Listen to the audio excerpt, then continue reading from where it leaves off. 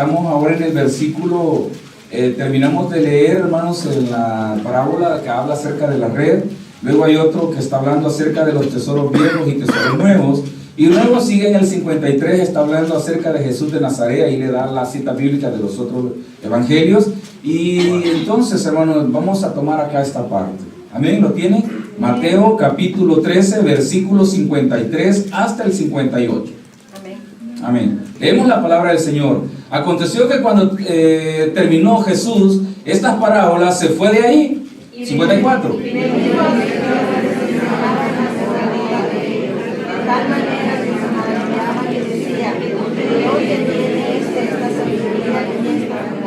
¿No es este el hijo del carpintero? ¿No se llama su madre María y su hermano Jacobo y José, Simón y Judas?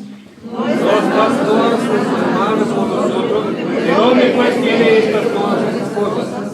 Se escandalizaban de él, pero Jesús les dijo: no hay profeta sin honra, sino en su propia tierra y en su casa. 58. Y no hizo allí muchos milagros a causa de la incredulidad de él. Oremos. Padre, gracias por este privilegio, Señor. Gracias por mis hermanos, gracias por cada uno de los que están acá. Suplicamos, Señor, que hables al corazón de cada uno de nosotros. Señor, habla a mis hermanos, habla sus vidas, Señor. También oro, Padre, que edifiques de la vida de los que estamos presentes, Señor. Es importante que seamos edificados, Padre, para que a través de la edificación ayudemos a otros a través de la palabra. Tu palabra es viva y eficaz. Señor, oro que genere vida en mis hermanos, Padre. Ser tú, Señor, tomando el control en todo, que sea tu Espíritu Santo guiándome, Señor, para transmitir esta palabra a cada uno de mis hermanos. En el nombre de Jesús, amén y amén. Puede sentarse, hermano. Bueno, hermano, fíjense de que en este versículo, o en estos versículos, Jesús prácticamente terminó, digamos, la serie de parábolas que él estuvo dando. Él estuvo hablando y explicábamos que las parábolas eran una manera de ocultar directamente la verdad a los fariseos. Porque, óigame, y yo le he venido explicando esto, muchas veces nuestro lenguaje es común, ¿verdad? Pero entre esos hay algo que se llama caliche.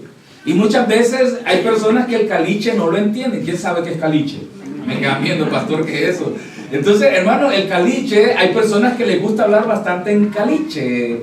Yo no sé de dónde sale eso, hermano, pero hablan tanta cosa, ¿verdad? Y Jesús, no es que le estoy diciendo que las parábolas eran caliche, hermano, no es el pastor digo eso, sino que era una manera de ocultar la verdad a los fariseos, porque los fariseos no podían entender lo que Jesús hablaba cuando empieza a hablar del sembrador, cuando habla de la red, cuando habla de los tesoros escondidos. No podían entender esto. ¿Y por qué lo hizo, hermano? Porque de esta manera, óigame, no los ofendía a ellos, porque para ellos Jesús estaba violando toda la ley. ¿Pero qué ley estaba violando Jesús? Y ya les dije, él no estaba violando la ley de Moisés, él estaba violando la ley oral de ellos, la ley que ellos mismos le habían agregado a la ley que ya estaba puesta. Habían 10, perdón, hermano, alguien me hizo una pregunta, pastor, ¿cuántos mandamientos hay? 10. ¿Usted sabe cuántos hay? 10. ¿Cuántos? 10. ¿Ustedes están seguros de eso? Sí. Dice que por ahí apareció un versículo, dice que hay 14, ¿no? ¿Quién sabe?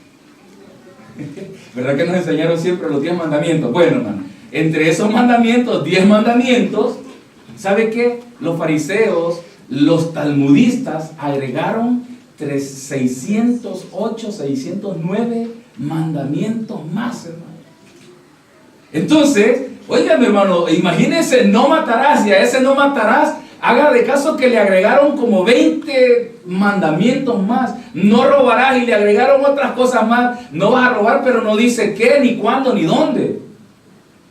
No sé si me entiende. Fíjense que a la ley le ponen hay un artículo de ley. A ese artículo de ley le agregan otro artículo, porque muchas veces dicen, pero no es claro. Imagínense, dice, no robarás.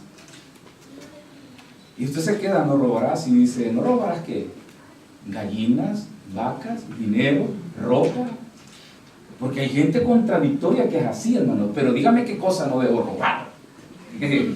Cuando dice no vas a cometer pecado, pero qué tipo de pecado. Entonces los fariseos empezaron a especificar, no robarás, hermano, y le agregaron, no vas a hacer esto, no vas a hacer aquí, no vas a hacer allá, y empezaron a alargar cada mandamiento, a agregarle y agregarle al modo que llegaron a 600 y algo de mandamientos.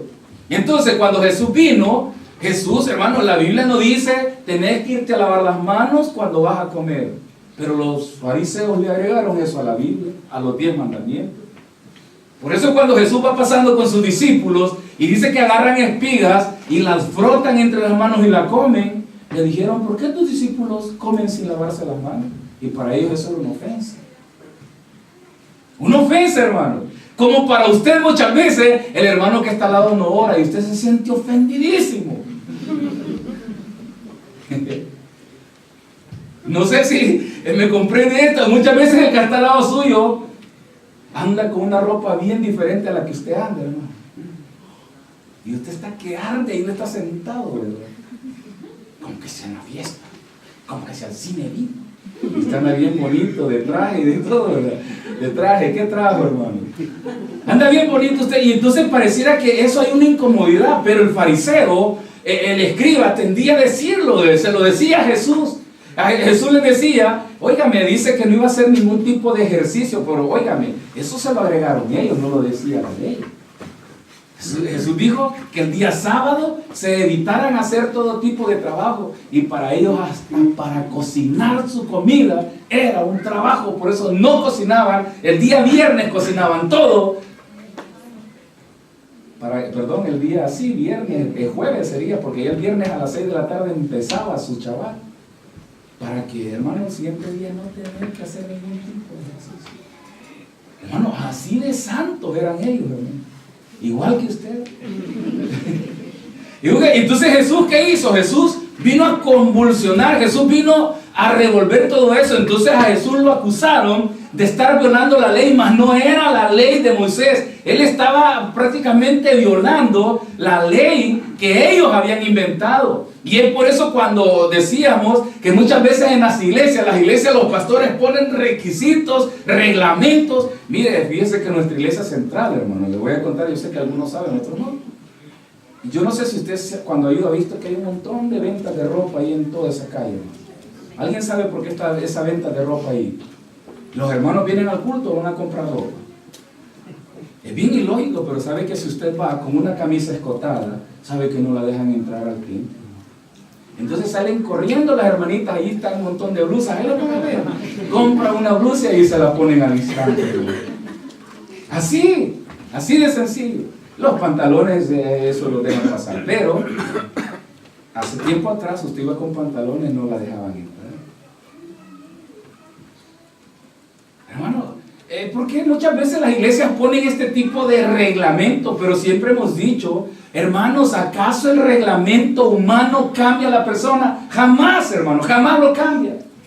Los servidores, mire, había le llamaban, por cierto, le pusieron el faldómetro. Les medían a las hermanas la falda de aquí de su cintura hacia abajo, y la que no llenaba la estatura de la falda a lo largo, no podía ser servidora, no podía servir. Hermano, era una cosa bien estricta. Entonces, óigame, pero la pregunta es, ¿por qué se crea todo esto? Porque a través de esta disciplina se trata de crear un orden. Pero muchas veces el orden, hermanos, óigame, no crea cambios en la persona, sino que lo que crea es nada más un sometimiento en el momento donde están. Porque después, fuera de este lugar, ¿qué cree que pasa, hermano? ¿Usted cree que las hermanas iban a andar todo el día en su trabajo con las faldas largas de arriba hasta abajo? No, a sus trabajos iban libres, campantes ellas, ¿verdad? Con blusas escotadas, con faldas cortas, con pantalones, no sé con qué cosa. Entonces, en la ley era todo esto. El fariseo creó tantas leyes, pero tantas leyes. Óigame que Jesús mismo le dice, ustedes cargan al pueblo con leyes que ni ustedes mismos pueden cumplir. Y muchas veces usted trata de sancionar a hermanos. Amén. Uy, hermano, se me fueron todos. Silencio sepulcral, ¿verdad? Trata de sancionar hermanos con cosas que ni usted como cristiano hace, hermano. Amén. Hermano, hermano, entonces, pero cuando estamos hablando de esto no indica, ya vio, no hay que juzgar, no, hermano.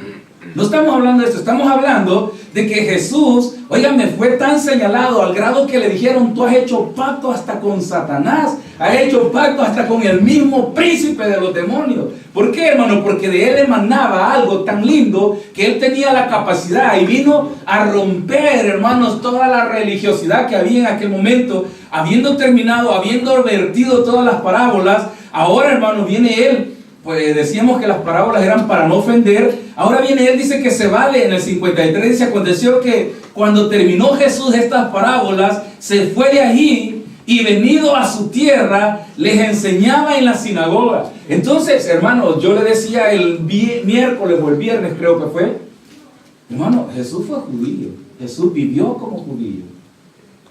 Jesús no creó el evangelio, no creó el cristianismo. Yo les decía que aparecieron una organización, decía, ¿quién creó el cristianismo? Y ponían a Jesús, Mahoma, o no me acuerdo el otro tipo. ¿Quién creó el Islam? Y ponían Jesús, Mahoma, y no se ponían. Entonces a cada quien le ponía, el islamismo lo creó Mahoma, él no sé qué lo creó este fulano, y el cristianismo lo creó Jesús. Y yo les digo, hermano, Jesús no creó ningún cristianismo. No creó cristianismo Jesús, hermano. Dice la Biblia en el libro de los Hechos que después de un tiempo le llamaron cristianos. ¿Por qué le llamaron cristianos? Porque eran seguidores de Cristo o seguidores de Jesús. Por eso les llamaron cristianos, porque seguían al Cristo, al prometido, al que había sido apartado para dar salvación. Entonces dice que él va, ¿y dónde cree que fue a enseñar? A la sinagoga. Y usted dice, ¿por qué enseñaba en la sinagoga? Porque él era judío, hermano. Él era judío y él guardaba su día sábado como lo hacían todos los judíos. Y ahí nos metemos en pleito porque hay iglesias cristianas que dicen, no, Jesús no guardó el sábado. Y yo digo, ¿qué pleito, hermano? Y como yo no estoy aquí para decirle si lo guardó o no lo guardó, yo estoy aquí para decirle que Jesús cumplió lo que tenía que cumplir conforme a donde él vivía, hermano. Entonces, ¿qué hizo él? Va, cumple lo que cumple y les enseña en sus sinagogas. Él entra y enseña y empieza a hablar de qué cosa cree que hablaba, hermano. El evangelio del reino. ¿Qué enseñaba Jesús?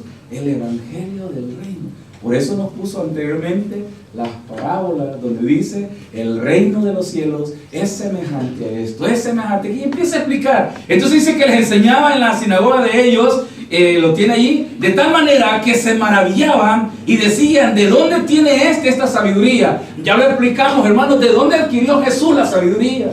Por eso dicen, si Jesús, su papá, es el carpintero, Jesús tendría que estar hablando de madera, tendría que estar hablando no sé de qué cosas, no, del reino de los cielos. ¿Acaso su madre no se llama María? ¿Acaso sus hermanos, Jacobo, Juan y todos los que están ahí no los conocemos nosotros? Entonces, ¿de qué están hablando? Están hablando que era tanto que conocían a Jesús, oiga, que ellos no podían creer en Jesús. ¿Y saben cuál es el problema entre nosotros? Que tanto nos conoce la gente que no cree en el evangelio que usted y yo profesamos. Porque cuando le dicen el hermano fulano, ¿sabe que llegó al culto de oración? ¿Qué dice usted? Y es de oración y de ayuno porque hasta las 6 de la tarde se termina. ¿Qué? Y se quedó ahí. Sí. ¿Por qué cree que se admira la gente de usted, hermano, cuando le dicen y sabe que el hermano fue a evangelizar? Mire, me dice, pastor, fue un hermano a evangelizar, de veras. Y yo me alegro, hermano, ¿sabe por qué? Porque yo sé que a veces no quieren ir porque tienen miedo. Hermano, entonces de Jesús se admiraban y decían, Jesús, que no es el que papá es un carpintero que hace, oiga hermano, no hacía silla ni mesa, hermano, porque no existía. La película dice que hacía mesa y silla, mentira, hermano, era otra cosa. Jesús dice, enseñando aquí lo que tenían que enseñar los maestros de la ley. Y no podían creer en Jesús, ¿por qué? Porque lo conocían. Hermano, Jesús había crecido ahí. Mire, de repente usted conoce un niño, ¿verdad? En su cantón, en su pueblo, en su colonia, y después usted ve que ese muchacho va a algún lugar y lo encuentra en las oficinas de gobierno. Fulano, si yo te he dicho chorreado, corriendo en aquellas calles, ¿verdad? Comiendo mango, de aquel mango mieludo, dice que le chorrea las manos, y después el niño hasta abajo pasa la lengua, ¿verdad? Y ahora todo un ejecutivo de gobierno sentado en este escritorio mantenido por el pueblo. Hermano, y usted dice, si a él yo lo vi, yo sé que, pero me cuesta creer lo que está aquí. Hermanos, muchas veces hemos llegado a ese punto. Me cuesta creer que usted esté candidato a presidente. Entonces era lo mismo de Jesús. Me cuesta creer que Jesús, el que hemos visto crecer aquí, este muchacho que quizás iba al río, iba a jugar o a correr allá, no sé a dónde, y ahora es todo un hombre que está predicando el evangelio, se para en la sinagoga y está enseñando. Entonces, hermano, empezó a haber una duda, empezó a haber un pleito ahí. Y fíjense que más abajo dice el 55, no es este el hijo del carpintero. Oigan, esa palabra carpintero es una cosa un poco ¿cómo le dijera, hermano? De migrante. Pero al mismo tiempo era alguien que había aprendido un oficio y les he venido explicando que según la cultura, lo que usted era, sus hijos iban a aprender.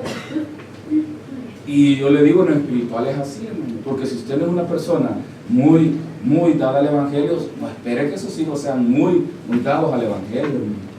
Al menos que esto sea un milagro de Dios, hermano. Que usted, hermano, nunca le enseñó a su hijo de la Biblia nada y su hijo es toda una persona recta delante de Dios. Eso es un milagro de Dios, de verdad se lo digo. ¿Por qué? Porque el hijo aprende o percibe lo de los padres. El hijo recibe lo que ve en el padre. Entonces ellos empiezan a decir, Jesús era el hijo del carpintero, no se llama su madre María. ¿Acaso yo no conozco a María? Aquella que venía a pedirme un poco de harina y aceite porque quería hacer algunas tortillas o no sé qué cosa. ¿Acaso no la conocemos nosotros? Estoy inventando eso, hermano. Amén. No va a decir, el pastor dijo que iba a pedir harina, María.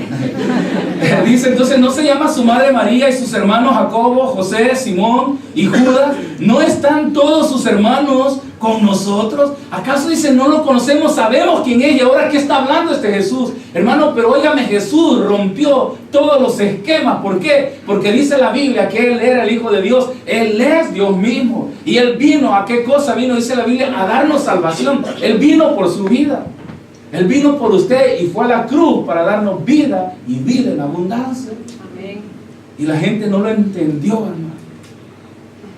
Como muchos de nosotros están en la iglesia y no entendemos aún qué hacemos dentro de la iglesia. ¿Saben qué hace usted dentro de la iglesia, hermano? Esperando que Dios derrame de su gracia sobre su vida para ser transformado, oiga, e impactar a la sociedad, impactar a su familia. Y de repente usted le llama a su familia y le dice, estoy yendo a la iglesia.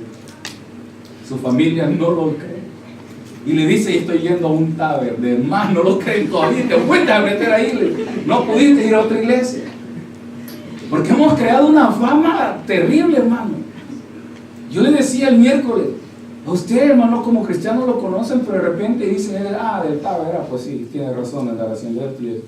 Pareciera que los del taber, se lo digo de verdad, hermano, pueden hacer lo que quieran allá afuera y esto es normal. Sí, hermano, eso hace una religión, más un evangelio, el evangelio en su corazón, oiga, es igual en todas partes. Amén. Dice una parte linda, y en el Apocalipsis dice, santidad a Jehová. ¿Y quién nos lleva a ese grado y a ese punto, hermano? La iglesia en la que usted se congrega. No, hermano, cuando usted abraza la convicción, ¿a qué lo llamó Dios? Cuando usted en realidad entiende que vino a ser Jesús por usted. Entonces estos hermanos no lograban entender. Y óigame, la incredulidad de ellos, ¿a qué les llevó? Les llevó a rechazar a Jesús. La incredulidad, hermano, fíjense de que usted le quiere predicar a un italiano, hermano. Yo le digo, yo me he tocado así. Y todavía me queda, no, pero es que vos sos latino, me dice. Un día me dijo una señora, nosotros tenemos al Papa. ¿Qué me querés enseñar vos? Hermano, yo me sentí ofendido porque, bueno, dice, ¿cómo unos conquistados van a venir a enseñarles a ellos ciencia, verdad? Porque ellos lo ven de esta manera. Pero va a llegar un momento en donde el poder de Dios va a estar sobre su vida y usted va a poder transmitir la palabra de Dios. Pero ¿cuándo va a ser eso? El día que usted entienda qué es lo que vino a hacer Jesús en su vida, hermano. Y ese era el punto. Esto no podían entender. ¿Cómo este gato de finca ahora es presidente de la República? Eso es lo que critican hoy de nuestro presidente, ¿verdad? Yo no voté por él, mi hermano. Hermano, óigame, ¿cómo este presidente. Sí, hermano, porque siempre esperan, no, una gente de la alta sociedad, dicen, bien educados, roban con más seguridad, dicen, no se les nota mucho. Hermano, entonces, ¿por qué? Porque pareciera que la sociedad nos ha dado un nivel. Entonces pareciera que la sociedad le ha dado un nivel, entonces no, yo no puedo ser cristiano. Mire, qué feo encontrar gente que le diga, no, es que el evangelio no es para mí. ¿Por qué no es para usted? Porque usted me puede decir, mire, es que yo no puedo ser servidor, no, es que yo no puedo cantar, no, es que yo no puedo venir a barrer, no, es que yo no puedo hacer esto. ¿Por qué, hermano? Si el evangelio es para usted, y el evangelio no es para que usted venga a barrer, el evangelio es para que usted vaya y predique el evangelio a otras personas. Para eso es el evangelio, hermano. El evangelio es, o Cristo vino y llevó esto, ¿para qué cosa? Por eso dice que Él vino a liberar a los cautivos, hermanos, a vendar a los quebrantados. Y hay gente que aún así se menosprecia y dicen, esto no es para mí. Y aún así, usted estando acá muchas veces dice, no, es que yo hasta aquí me quedo. Vengo, la sillita se acabó. No hay más. Hermanos, hay más para usted. No el hecho de llegar a ser un servidor, no. El hecho de compartir el evangelio a otro. Y le he venido insistiendo esto desde hace varios días, hermano. Entonces Jesús sigue diciendo ahí, estoy en el 56, dice, ¿no están todos sus hermanos con nosotros? Sus hermanos con nosotros. ¿De dónde pues tiene todas estas cosas? Dijimos entonces que usted lo sabe ya de dónde lo tiene, hermano. ¿Por qué? Porque se lo dio de Dios mismo, dice, y se escandalizaban de él. Pero Jesús les dijo, no hay profeta sin honra, sino en su propia tierra y en su casa. Mire, pero aún ni en su casa lo recibieron. Hermanos, su familia no lo cree. Pero no porque usted esté dando buen testimonio, sino que porque está jugando con el evangelio. No, y vos a la iglesia, mejor no vayas, quédate con nosotros, hombre. Durmamos hasta las 12 del mediodía, hoy es domingo, se descansa. Hoy es día de fiesta, dicen, durmamos. Después nos levantamos y vamos a comer y ya se acabó el día y a dormir otra vez. Ahí se nos fue el domingo, ¿verdad? Entonces, hermano, vea, a este Jesús, ¿qué pasó con él? Su familia, su gente, su nación, su pueblo no lo creyó. Y usted y yo estamos acá ahora para que nos crean. No, hermano, usted está aquí para, óigame, hermano, para que Cristo obra en su vida. Usted está aquí para que Dios tome su corazón. Por eso, Él vino por usted, Él vino por mí, Él vino por nosotros, para hacer cambios. Y los cambios que Jesús hizo, óigame, no son como los que mencionan los políticos, ¿verdad? Ahí viene el cambio, dijeron. ¿Cuál el cambio, hermano? Más lo que Jesús hace no es así. Pero ¿sabe quién nos ha sido, hermano? Usted y yo. Jesús nos llama para cambios. ¿Y qué hacemos nosotros, hermano? Nos cambiamos de dirección, ¿verdad? Hoy ya no nos vamos a la discoteca, nos venimos a la iglesia, pero con las mismas mañas, hermano. Estoy hablando de discoteca, puede ser otro lugar, hermano. Hermano, cambiamos nada más de lugar, pero las mismas cosas las traemos. Entonces, el propósito de Jesús, ¿cuál era? Impactar su corazón, cambiar aquellas cosas que nos van bien delante de nosotros. Por eso le decía al inicio, hermano, ordene su casa. Ordene su casa porque el tiempo está pasando y si usted no la ordena, se le va a caer en pedazos. Alguien un día me dijo, pastor, se les cayó el circo. Y yo esa frase no la entendía, y es que si un circo usted no lo refuerza bien, las tendas, ¿cómo se llaman? Los tirantes que llevan, se les va a caer el circo. Un día, hermano, va a salir a la luz el evangelio que no tenemos, o no había evangelio. Entonces Jesús dice, y se escandalizaban de él. ¿Por qué cree que se escandalizaban de él? Porque lo conocían. Se escandaliza la gente de nosotros porque hay evangelio en nuestras vidas, hermano. ¿O por qué cree que se escandaliza la gente? Haga usted como le dijera, ese análisis en su vida. Cuando a la gente le digo que soy cristiano o mi familia, ¿por qué se sentirán? Y estos se admirarán. ¿Por qué se admirarán, hermano? Porque de verdad hay cambios. ¿O porque no le den cambios? Siga leyendo entonces. Se escandalizaban de él, pero Jesús les dijo, no hay profeta sin su honra, sí, no en su propia casa y en su casa. El 58, y no hizo muchos milagros a causa de la incredulidad. Y yo le digo ahora, hermano, ¿por qué creen que las cosas no pasan en su vida? No me refiero a milagros, porque somos cristianos incrédulos.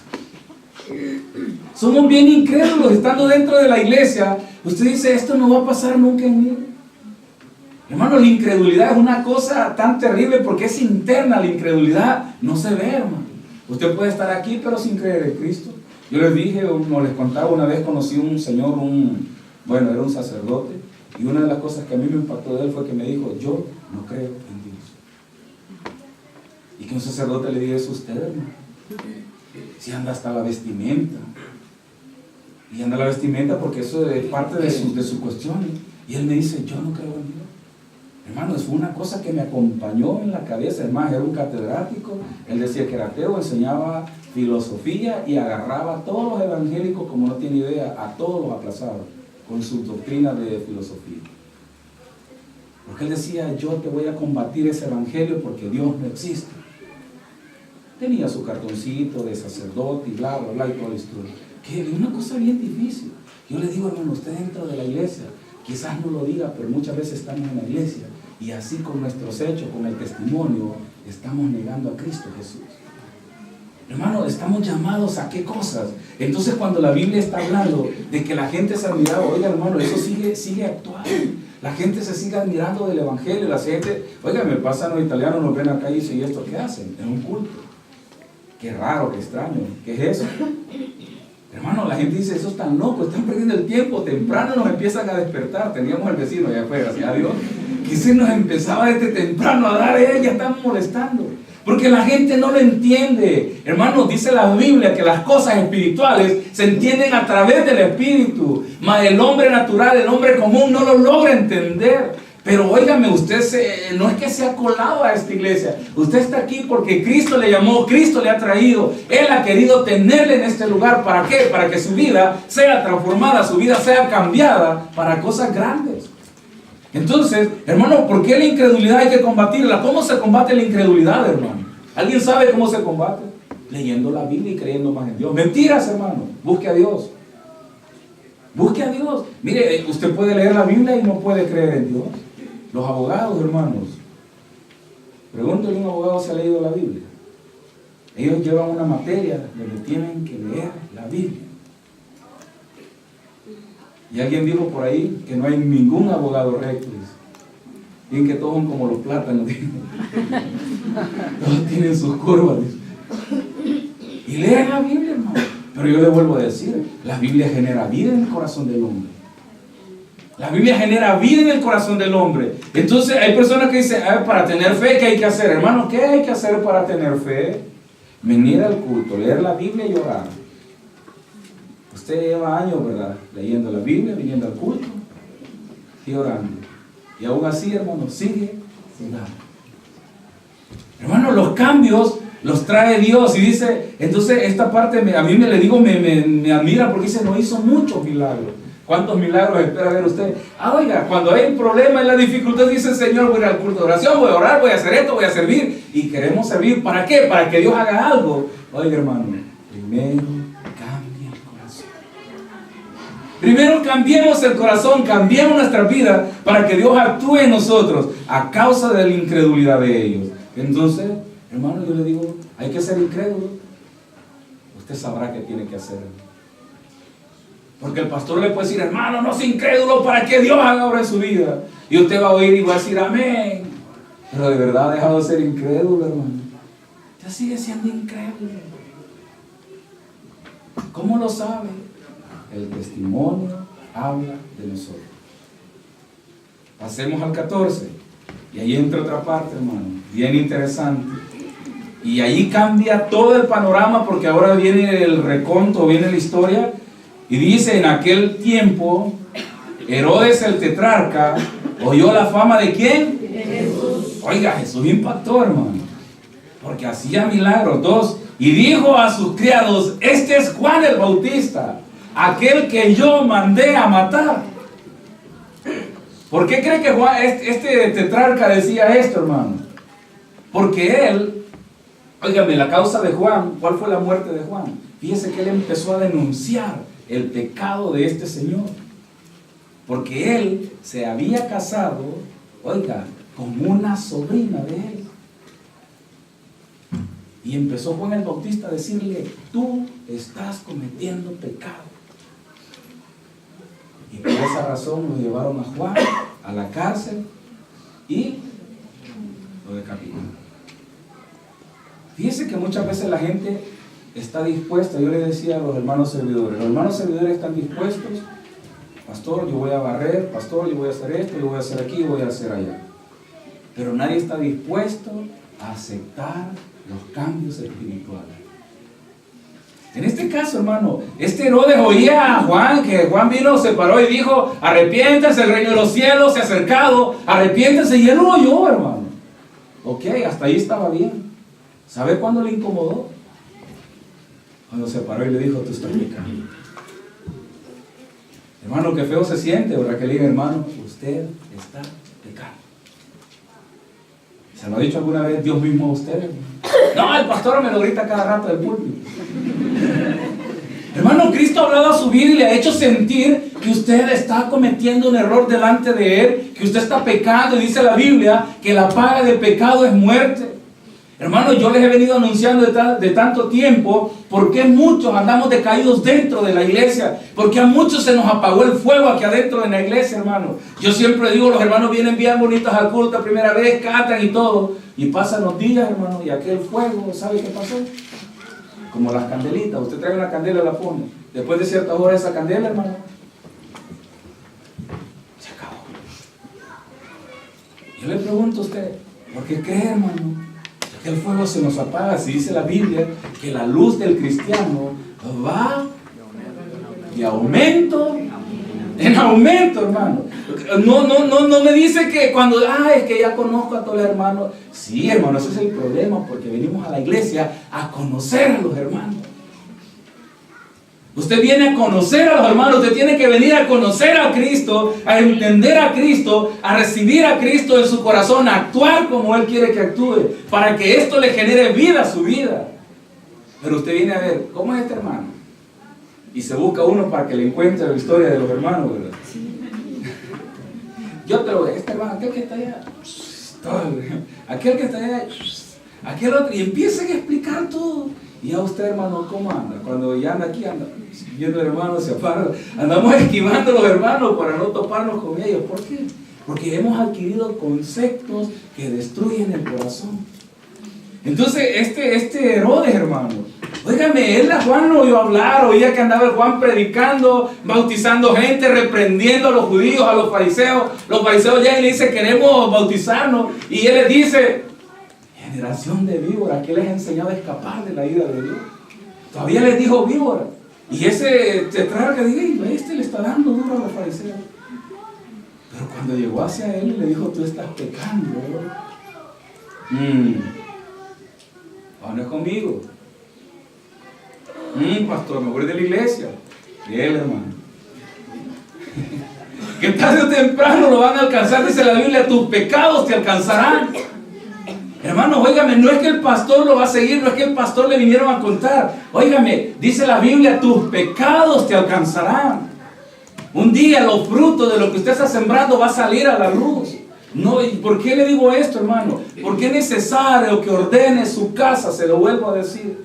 La semilla que está sembrando está siendo mala, hermano, va a tener fruto malo.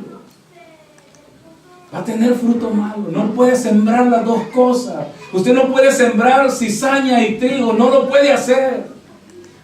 Yo les decía en esta parábola, esa famosa yin yang, el bien y el mal. Usted no me puede decir, pastor, es que yo soy equilibrado. Tengo el bien y el mal. Cuando soy bueno, y cuando soy malo, soy malo. Hermano, qué terrible que un cristiano diga esto, ¿verdad? Hermano, y mire, no hay nada mejor que diga el cristiano que le diga ese hermano es dundo. No es dundo, ¿sabe qué? Es sabio, porque dice la Biblia que usted y yo tenemos a Cristo como juez, hermano. Usted y yo tenemos a Cristo como juez. Hermano, si que digan, es que se deja decir, hermano, no importa, déjese. Yo le digo algo, cuando estoy en el Evangelio, dice la Biblia que Él peleará mis batallas, hermano. Él peleará su batalla. Aunque se levanten muchos contra ti, yo estaré contigo. Mire, yo siempre he dicho, ¿usted cree que los pastores le caemos bien a la gente? Yo le decía a un hermano, ¿usted cree que en la casa los hermanos no van a hacer el almuerzo y están picando pastor para hacer pastor a la tomatada, pastor al ajo, pastor al horno, hermano? Y yo digo, qué bien, hermano. ¿Sabe por qué? Porque yo tengo un protector, se llama Cristo Jesús. ¿Usted cree que no se están picando al hermano que estaba al lado? ¿Viste, hermano? Sí, no, hombre, mira, y están cocinando y están revolviendo, ¿verdad? Con harina y al horno, y el hermano al horno. Hermano, yo le vuelvo a decir a usted, usted tiene un protector, se llama Cristo Jesús. Regálale ese aplauso, Señor. Entonces acá este se sintió ofendido, hermano, se sintió golpeado, se sintió señalado. Y dijo, no, hombre, mejor hay que capturarlo, hay que cortarle la cabeza para que ella no siga. Hay que callar. Hay que callar a Juan el Bautista. Y mire, cuando usted empiece a hablar de Jesús, los demonios se alborotan, hermano.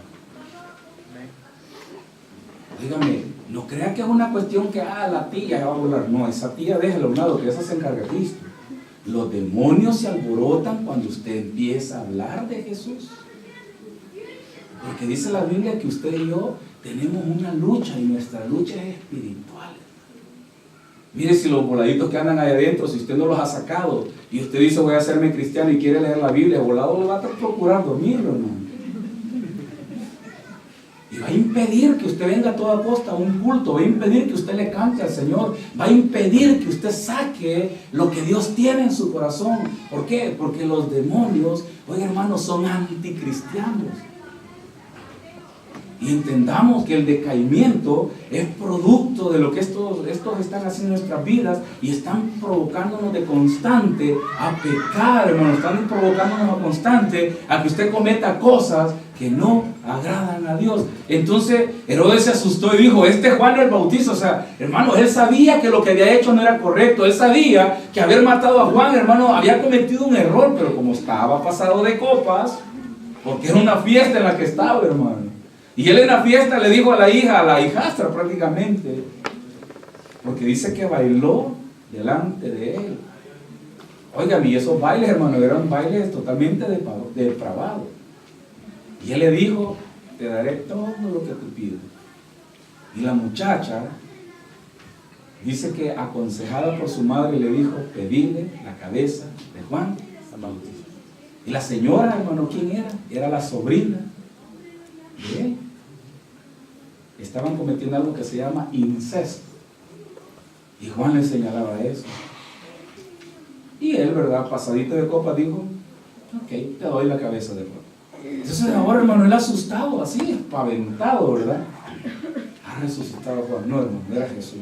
Porque Juan le había venido a anunciar el camino de Jesús. Había venido, dice, a preparar las sendas para Jesús. Entonces yo le digo, ahora, los pastores, ¿ustedes qué son? Estamos anunciando la venida de Jesús. Yo no sé si usted es un anunciador, hermano. Yo no sé si usted es uno de los que se para en cualquier momento, en algún lugar, usted se pone a la par de alguien y le dice, mire, yo quiero compartir con usted el Evangelio. Porque esto nos ha mandado la Biblia. Hermano, comparte el Evangelio. Juan vino a preparar el camino. Juan vino a hacer la senda. No que Jesús no podía hacerlo, sí podía hacerlo, hermano. Entonces yo le digo, ahora usted y yo somos llamados a esto. Yo le invito, hermano, de verdad, ordene su casa y procure que la semilla que está sembrando, hermano, no sea mala semilla, para que cuando tenga el fruto no sea mal fruto, sino que sea un fruto que llene su corazón. Regálele un aplauso al Señor. Padre, gracias por tu palabra, Señor. Gracias porque tú nos la das. Gracias por mis hermanos que están acá, Señor, los que están por primera vez. Padre, mis hermanos que han llegado, Señor, a este lugar Padre, muchas veces con